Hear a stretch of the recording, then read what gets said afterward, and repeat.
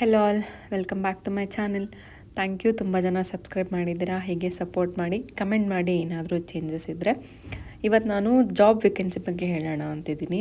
3 openings ಇದೆ service ನೌಗೆ. ಅದರಲ್ಲಿ ಯಾವುದಂತ ನೋಡೋಣ ಬನ್ನಿ.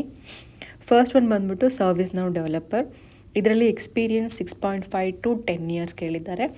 ಕ್ಯಾಂಡಿಡೇಟ್ ರಿಕ್ವೈರ್ಮೆಂಟ್ ಚೆಕ್ ಮಾಡ್ಕೊಳ್ಳೋ ಆ್ಯಕ್ಚುಲಿ ತುಂಬ ಅವ್ರು ಹೇಳಿದ್ದಾರೆ. ಸೊ ಅದೆಲ್ಲ ಇರಬೇಕು. Mandatory. Work location Hyderabad or Chennai.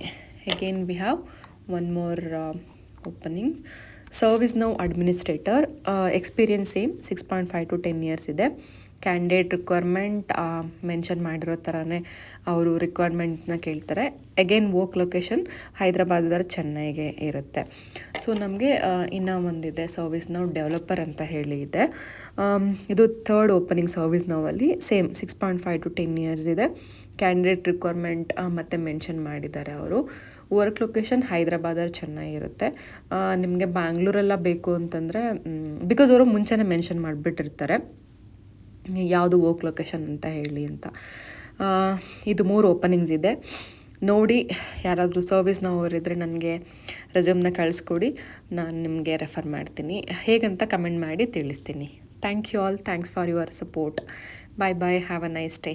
ಮತ್ತೆ ಸಿಗೋಣ ನೆಕ್ಸ್ಟ್ ವ್ಲಾಗಲ್ಲಿ.